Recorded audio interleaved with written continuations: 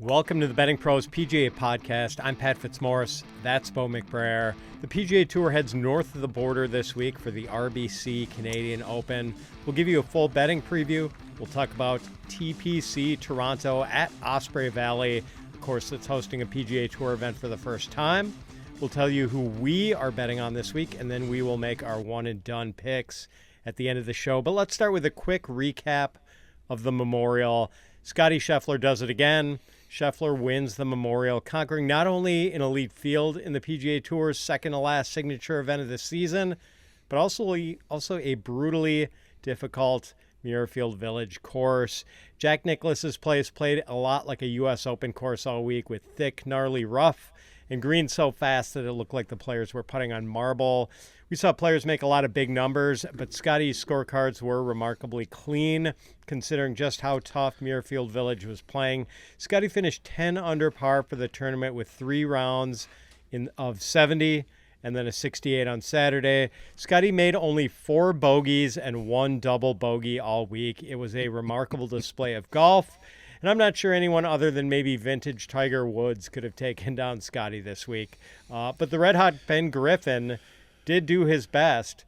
Fresh off his win at the Charles Schwab Challenge, Griffin stayed hot and opened with a 65 on Thursday to take an early lead, then managed to grind out a couple of even par rounds Friday and Saturday. That put Griffin 1 shot behind Scheffler going into the final round, and those two were paired together on Sunday. Griffin acquitted himself really well in the final round, and for a moment, he made us wonder if he was capable of pulling off a miracle by chasing down Scottie. Griffin was 4 shots behind going into the par 5 15th hole. He and Scottie both found the fairway with their drives. Griffin hit a terrific fairway metal approach that stopped just 14 feet from the hole. Scheffler answered with an approach shot that nearly hit the pin and stopped just outside Griffin's ball. Scottie just barely missed his eagle putt. Griffin rolled his in to cut Scottie's lead to 3. Then on the long par 3 16th hole, Griffin rolled in a 27-foot birdie putt, and Scottie's lead was down to 2 with 2 holes to play. But then Griffin pulled his drive left on the 17th hole, couldn't hit the green with his approach shot, wound up taking a double bogey, and Scottie finished with a couple of routine pars to win his 3rd event of the season. He didn't win any of his first 8 tournaments this year, but Scottie has now won 3 of his last 4. He's going to skip the Canadian Open this week to prepare for next week's U.S. Open. Bo, what did you think about Scottie's victory at the Memorial? Inevitable. He's just inevitable. And that's what it comes down to, is consistency. We saw everybody else in that field have an off day. Or Ben Griffin was the most steady besides Scottie. Even he was wayward off the tee and on approach. His short game is so immaculate that he was still in it, making birdies with a lot less than Scottie Scheffler was working with. Scottie Scheffler is working with a full deck of cards this season. He's in the top 20 in putting this season, which after last year when he won 8 times despite a bad putter, now he's putting the lights out, and the whole world's on notice. This is a legendary run that we're witnessing. And it was inevitable that he was going to win with the game that he showed up to that golf course with. 10 under par for 4 days at that golf course in those conditions is silly. It's just silly. There's nothing anybody can do about it, because that guy is always going to find the middle of the club face. He's always going to be consistent. He's not going to beat himself. So unless you plan on going just as low all 4 days as he is, you got none chance. So take a hat tip to Scottie Scheffler again. We're going to really have to quit meeting up like this on a weekly basis, where we lament his victory despite the short odds. Yeah, remember when putting was Scottie's Achilles heel? Yeah. And now he don't have one. Yeah, that's scary for the rest of the PGA Tour. We'll get to the Canadian Open in just a moment, but first, download the free BettingPros app for iOS and Android. With Sportsbook Sync, you can automatically track your bets across all major sportsbooks in one spot. Easily monitor your bet performance by sport and bet type, including game picks, props, and parlays. Go ahead and create your own custom betting solutions to find winning trends and profitable opportunities. Get your 7-day free trial of BettingPros Premium by downloading the app at bettingpros.com/apps using code JUICE, JUICE, and activating your trial on the upgrade screen. Now, after a signature event with a limited field last week, we're back to a full field this week with the RBC Canadian Open. It's a tournament that's been around since 1904.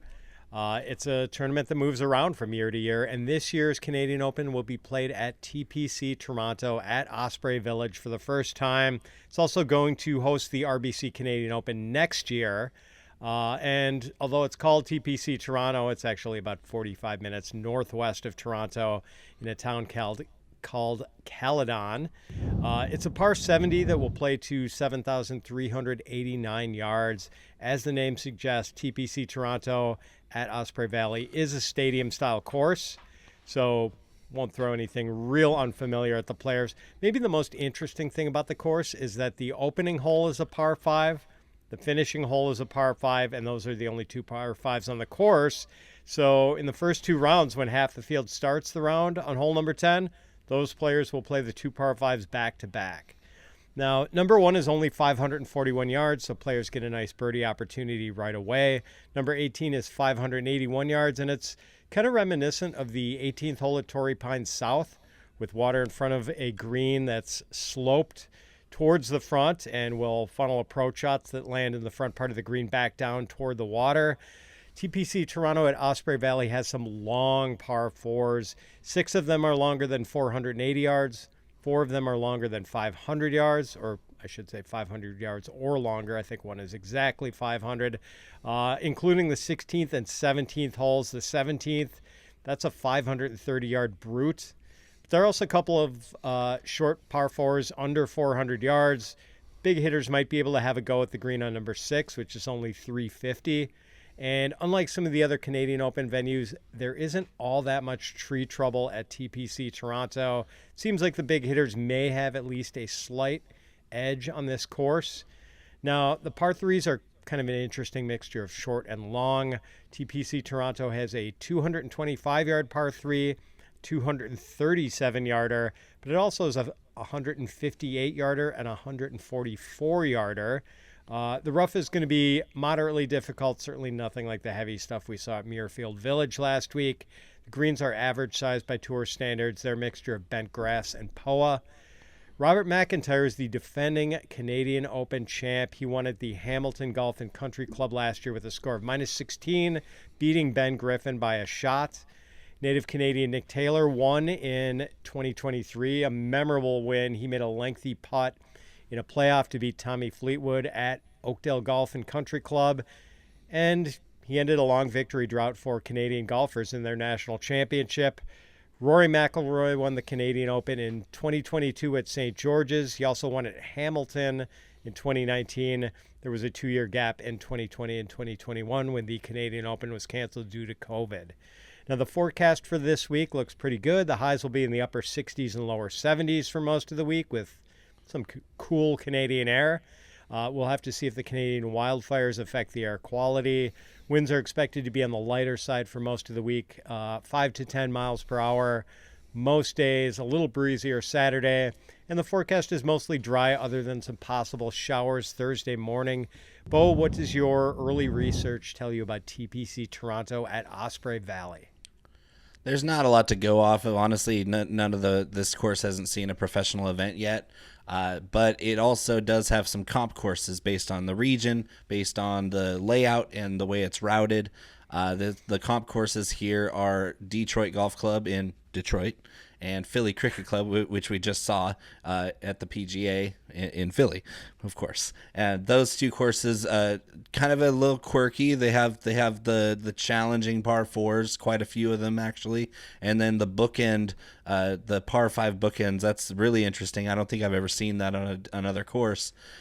So like you said, the people teeing off on 10 and then teeing off on one, they're going to get the bookend par fives back to back for a nice little scoring burst, hopefully, if they're playing well. What I've gathered from the comp courses as well as the expected conditions, this is going to be a second shot golf course. It's going to be very, very heavily favoring decent driving, but mostly good iron play.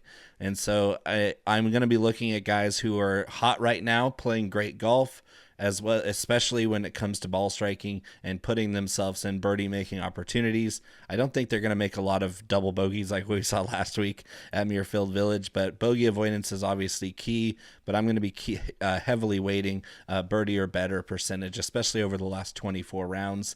I'm really going to be looking for guys who A, are going to give themselves lots of scoring chances, and B, the guys that are hot right now at cashing in on those opportunities.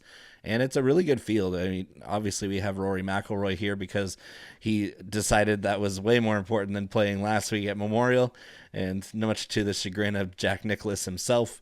But it's exciting. It's cool because the Canadians really come out like you don't know how much the Canadians love golf until you host a podcast, a golf podcast, which is mostly Canadian fans.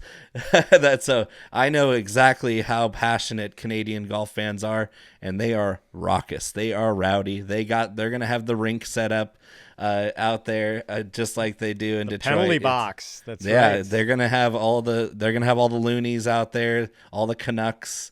They're all going to be ready to go. They love their golf, especially when the weather warms up. It's going to be a fun one, and it's going to be a lot of fun to bet this tournament. It will be a lot of fun, and we will get to those odds in just a moment. But first, Bo is going to tell you about Novig. Are you looking for a smarter way to play? There's a new sports trading platform that's changing the game. It's called Novig. It's legal in most states, including Georgia, California, and Texas. It's peer-to-peer, which means you're competing against other users, not the house. You can often get better lines than traditional books. You can set your own lines, which gives you control most sportsbooks just don't offer. There are no commissions or hidden fees. Seriously. It uses a coin deposit system, but it's real money. And you can use code DAILYJUICE for 50% off your first coin purchase up to $25. Check it out now at bettingpros.com/juice. That's bettingpros.com/juice. Our colleague Mike Mayer is on it every day. Every day. He's a Novig fanatic and is always dropping screenshots and pics in our Discord. It's overwhelming sometimes. Good job, Mike. If you have questions, he's very happy and almost obligated to help. Yes, he is. Now let's get to the RBC Canadian Open odds. All odds are courtesy of DraftKings as of Monday morning. Some of these odds may have changed by the time you consume this show. As mentioned earlier, Scottie Scheffler is sitting this one out. But Rory McIlroy is teeing it up this week after skipping the Memorial. Rory opens as the favorite at plus 450. Ludvig Åberg is plus 1,400. Canada native Corey Connors is plus 2,000. Shane Lowry is plus 2,200. Sam Burns and defending Canadian Open champ Robert MacIntyre are plus 3,000. Harry Hall, Sung J M, Luke Clanton, and Taylor Pendrith are both plus 3,500. And Torbjorn Olesen, Mackenzie Hughes, Keith Mitchell, they're at plus 4,000. Wyndham Clark is at plus 4,500. Bo, let's start with Rory. What do you think about the value proposition at plus 450? He's the guy to beat here. His driving's amazing. His approach game is really strong, and his short game's been really good this year. He's another one of those multi-time winners on the PGA Tour this season, including the green jacket that sewed together the Grand Slam. He pretty much loves playing in Canada more than anywhere else because he's won this event twice at two different courses, and I bet you he wants to win a third one at a third different course this year. I still don't like the plus 450 because it doesn't pay off very much, but I will be hunting those live odds, much like I do with Scottie Scheffler when he's at super short odds. I think that if you're looking like Rory's still within striking distance and you're not seeing any of your other bets kind of rise to the top of the leaderboard, it might be time to just drop a live bet on Rory at decent odds just in case he blows up, because if he is on his game, there's nobody in this field that's going to beat him. I still will have some action on Ludvig Åberg at plus 1,400 because of that ball striking. His short game hasn't been great this last couple months, but his iron play is so good. And we saw some really good shots from him despite a poor finish at Memorial. He was hitting some really good iron shots on that course, making it look easy at times and overly difficult at others. I think that talent there from Åberg is well worth the plus 1,400.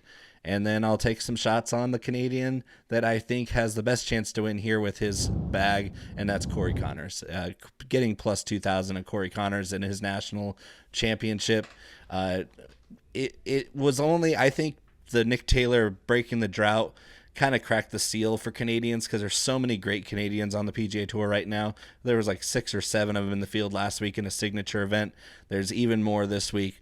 I think that a Canadian has a very good chance to win this event, especially if Rory doesn't quite come out and light the course up. It does seem like TPC Toronto could be a second shot course, which would certainly favor Connors. He's finished top 25 in 9 of his last 10 events. He has been Mr. Steady. But we know the short game is an Achilles heel. And he hasn't won on tour since the 2023 Valero Texas Open. Connors just really needs some putts to drop this week.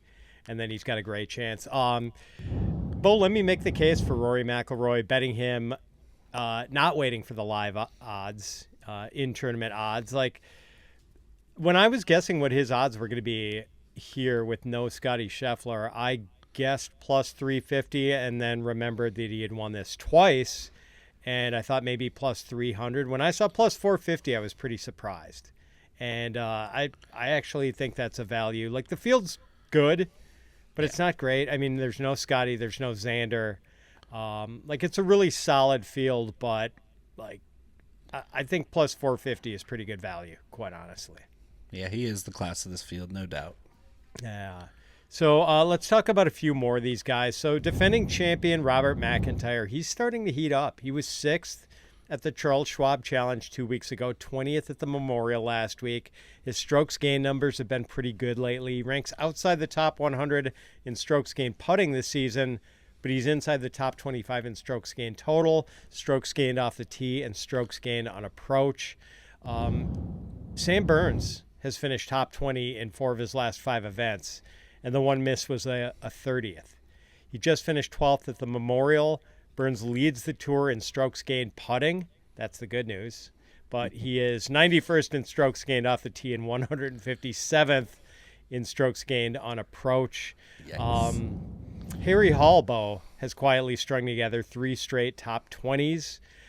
He wasn't in the field at the Memorial, but he finished 6th at the Charles Schwab 2 weeks ago, and Hall is tied for 4th in par 4 scoring this season. Could be important on a course with a dozen par 4s. What about Luke Clanton, Bo? Any interest in him? We have not seen him in a tour event since the Valspar in March, but talented young player and a big hitter. I was going to hold him for the mid price, but since we're going to talk about him right now, yes, Luke Clanton is absolutely in play this week. Plus 3,500. I've seen him as long as plus 4,000.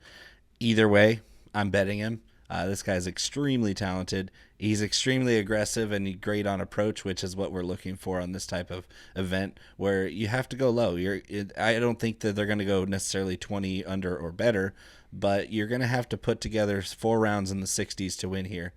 4 rounds in the mid 60s to win here, I think. 66, 67, 4 days in a row will do it.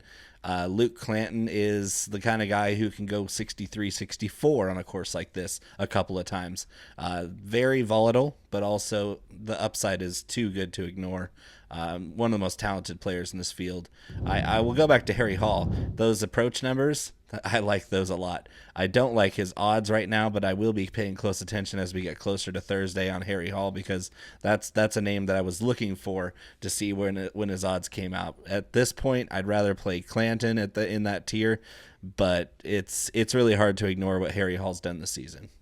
Yeah, so I think his odds actually may have drifted over the course of the day on DraftKings. I looked right before the show, and I think Hall might have been one of the guys who was up to from 30 plus 3,500 to to plus 4,000. And Clanton, I was really excited to see his name in the field this week, but I was not so excited to see plus 3,500 odds. I was hoping they'd be a little bit longer. If they drift, we're going full ladder. we are definitely jumping on board if he drifts a little bit. Taylor Pendrith, another Canadian, might come in with the best recent form of any of the Canadian players. He was 5th at the PGA, 12th at the Memorial. He's 4th in strokes gained off the tee and 31st in strokes gained on approach. The bad news, same Achilles Corey Connors has. I don't know why they can't putt in Canada, Bo, but well, the greens are only green for like 6 weeks a year, so that could be. Taylor Pendrith is 144th in strokes gained putting. And then there's Keith Mitchell. He was riding a streak of 5 straight top 20s before missing the cut at the PGA and finishing 36th at the Charles Schwab. Mitchell always seems to get off to blazing starts in his Thursday rounds, and always an intriguing option for our first round leader bet. We just need to tell him it's Thursday every day, and Keith Mitchell might win again. Cashmere Keith loves him some Thursdays. He might be the new Scotty Scheffler if he could play 4 straight Thursday rounds, Paul. Yeah. All right, let's look at some more odds. We've got Nick Taylor, Alex Noren, and Kurt Kitayama at plus 5,000. Chris Gotterup and Max Homa at plus 6,000. Justin Rose, Jake Knapp, Eric Cole, Thomas Detry, and Davis Riley at plus 6,500. At plus 7,000 are Johnny Keefer, Gary Woodland, Rasmus Højgaard, Michael Thorbjornsen has been scratched with a wrist injury, so take him off. Matt Wallace and Kevin Yu, those guys are all plus 7,000. And at plus 7,500, Sahith Theegala, Cameron Young, Nicholas Norgard, and Matty Schmidt. Who stands out from this group, Bo? The only guy that's worse than the Canadians at putting is Kurt Kitayama, but he's also an amazing off-the-tee player and a very good iron player. This par 4 scoring is important. Kurt Kitayama is doing a great job this year ball striking and scoring on par 4s. If he can see some more putts going in like he did a couple weeks ago at the Charles Schwab, I'm playing at plus 5,000. He's got the upside, especially if I did see some rain in the forecast for first 3 days of this tournament. It's 40 to 50% chance of rain in the Toronto area. So if this place softens up, 7,400 yards in a par 70 is not going to be easy for the shorter hitters. Kitayama's top 10 in driving distance on tour. He's a bomber out there, and he can definitely take advantage of softer conditions if they arise. So I'm going to take the shot on the NorCal King, Kurt Kitayama, plus 5,000. I'm also in on Thomas Detry at plus 6,500. Those odds are too good for his skill level. Another great iron player who can score in bunches. When Thomas Detry out there with his green glove on, the Belgian, he knows how to score. He can score in bunches, one of the best birdie makers on tour, and I will be paying attention to that number. Plus 6,500 is extremely long for somebody of Detry's caliber. One guy I really wanted to jump on, Bo, was 2023 Canadian Open winner Nick Taylor. He just finished 4th at the Memorial. He was top 20 at the He looked so good last week. Really good. He was top 20 at the Truist Championship last month, and there have been comparisons to, as you mentioned, the Philly Cricket Club and this course. So Taylor's not a big hitter. That's kind of what scares me with all these long par 4s, although he does rank 13th in strokes gained on approach. So I don't know if I'm going to bet him just yet, but he is on my watch list for later in the week. John Keefer is a name some people might not recognize. He's mostly played on the Corn Ferry Tour this year. He won a Corn Ferry event in April and finished second in one in May.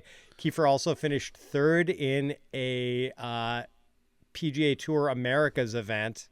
They played on TPC Toronto last year. Yep. So that might explain why he is on the radar.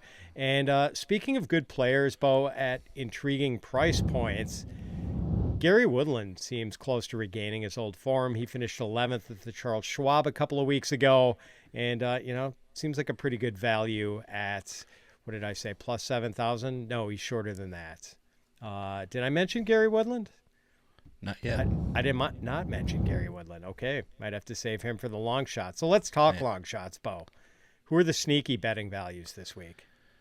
I am just a sucker for the two guys who have spent a lot of time in NorCal playing golf.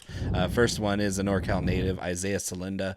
great ball striker, great birdie maker. We've seen him in spurts this year, just light up all types of golf courses. In the team challenge with Kevin Velo, they were electric together, but it was Salinda's ball striking that put them in position. That iron play is going to carry him through a great career. Plus 110 or 110 to 1, plus 11,000 for Isaiah Salinda. That's great for a guy with his upside. And they keep giving me triple digit odds on PGA Tour winner and very close to a top 10 at the Charles Schwab, Karl Vilips, the Aussie, by way of Stanford, Sunday Red, all the things. Tiger's like disciple is going to be at 150 to 1. Every week we get triple digit odds on Karl Vilips, and we're up 110 units on this season just betting Karl Vilips. So keep betting Karl Vilips because he keeps paying us. So that's where I'm going to end my card, because I don't think anybody longer has any chance to win or even crack the top 20. But I wouldn't be surprised if there were some other names out there like Quade Cummins, David Ford, the UNC guy who just won PGA Tour U. Next up-and-coming name, him and Johnny Keefer are going to be names to watch over the next few years. I like Keefer, but his odds are way too short. But David Ford from North Carolina is a name to watch. All right, Gary Woodland, for the record, is plus 7,500. So he's a tweener, so he could have gone either way. I neglected to mention him, yeah. So, all right, Bo, who's on? Actually, let me give you two long shots who kind of interested me. I'm in on Ryo Hisatsune at 80 to 1. You love him, and he's been doing well. Yeah, in his last 9 events, he has 3 top 10s and 5 top 20s, and he is 25th in strokes gained total this season. Mm-hmm. So pretty good value on him. And Ryan Fox is also 80 to 1. He won the One Flight Myrtle Beach Classic last month and was 20th at the Memorial. He ranks 31st in strokes gained total. Another long hitter, really long hitter. Big hitter. All right, Bo, so who's on your early betting card? I'm going to go Ludvig Åberg plus 1,400, Corey Connors plus 2,000. Then I'm going full ladder on Luke Clanton plus 3,500, Kurt Kitayama plus 5,000, Thomas Detry plus 6,500, and I'll throw in a little bit on Isaiah Salinda at 110 to 1 and Karl Vilips 150 to 1. So you are not even waiting for the odds to drift. No, I'm Mr. Thomas Clanton. Detry. Clanton is the one guy. Sorry. Yeah, Clanton's the one guy in this field that if he was anything longer than 30, I was going to bet him to win because he's got that upside.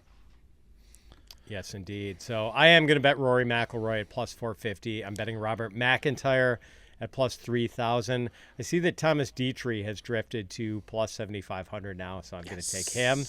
I want Nick Taylor for a top 5 at plus 800. And I'm torn between Ryo Hisatsune and Ryan Fox, both 80 to 1. I might put a couple of bucks on each outright. Yeah, why not? Now for our one and done picks, I took Colin Morikawa last week at the Memorial. He finished in a tie for 20th, good for $250,666. Bo took Xander Schauffele. He finished tied for 25th, good for $159,000. Not ideal results for a couple of top players. I do make up a little bit of ground on Bo, but I think it's the first time I've made up ground in like 2 months. He still has a big lead on me at this rate. I'll catch up by 2028 or so. And Bo's up first this week. Who you got, Bo? Oh, Canada, we stand on guard for thee. I'm going Corey Connors. Corey Connors it is. I'm going to take... I hate to go with defending champs in tournaments, and you don't even get course familiarity here since it was on a different course last year. I'm taking Robert McIntyre. He's been in good form, and I like how he fits this Bobby Mac, track. the Scots. Yes, sir. That's all for this week's Betting Pros PGA podcast. Come join us again next week when we will be previewing the third major of the year, the U.S. Open, at a classic U.S. Open venue, Oakmont Country Club in Western Pennsylvania. Until Carnage. then, we are going to get carnage. Until then, so long, everyone.